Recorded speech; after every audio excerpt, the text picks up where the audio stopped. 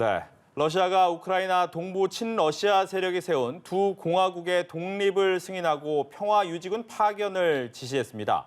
서방은 강력 반발하며 제재에 착수한 상황인데요. 네, 자세한 소식은 국제 담당 기자 연결해서 알아보겠습니다. 한상용 기자, 푸틴 대통령이 우크라이나의 파병을 지시했다고요? 네, 그렇습니다. 블라디미르 푸틴 러시아 대통령이 우크라이나 동부 지역에 평화 유지를 명분 삼아 러시아군 배치를 공식화했습니다. 이 소식은 러시아 현지 시간으로 월요일 밤 외신을 통해 긴급 타전이 됐는데요. 푸틴 대통령은 국가안보 긴급회의 뒤 국방장관에게 우크라이나 동부 돈바스 지역에 러시아 평화유지군을 파견하라고 명령했습니다. 이러한 지시가 나온 뒤 이례적으로 긴 군사장비 행렬이 우크라이나 도네츠크를 지나 이동하는 장면이 포착됐다고 로이터 통신이 보도했습니다. 돈바스는 반군 분리주의 세력이 자칭 도네츠크 인민공화국과 루간스크 인민공화국을 수립했다고 선포한 곳인데요. 푸틴 대통령은 이 두 곳을 독립국으로 인정하는 대통령령과 함께 이 두 개 공화국 지도자와 우호와 협력, 원조에 관한 조약에도 서명했습니다. 이번 독립 승인으로 러시아는 반군 장악 지역에 사실상 군대를 공식 파견할 수 있는 길을 열었다는 분석입니다. 이에 따라 러시아의 우크라이나 침공이 초읽기에 들어갔다는 관측이 나오면서 전면적 무력 충돌의 위험성도 더 커지게 됐습니다. 그럼 동부 지역에서 무력 충돌이 우려될 것 같은데 우크라이나와 서방의 반응은 어떻습니까? 네, 일단은 군사 진입 명령이 내려지긴 했지만 실제 러시아군 병력이 우크라이나 영토에 진입했는지는 아직 명확하지 않은 상황입니다. 아직 우크라이나 정부군과 러시아군의 충돌 소식은 들어오지 않았습니다.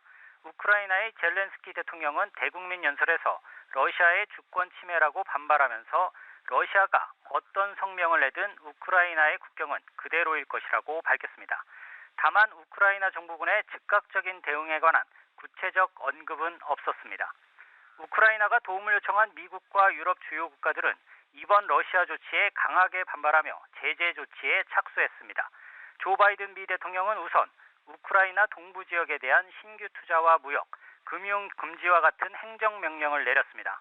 또한 러시아를 겨냥한 대대적인 경제 제재 조치를 동맹국과 조율을 거쳐 조만간 내놓을 것으로 예상됩니다.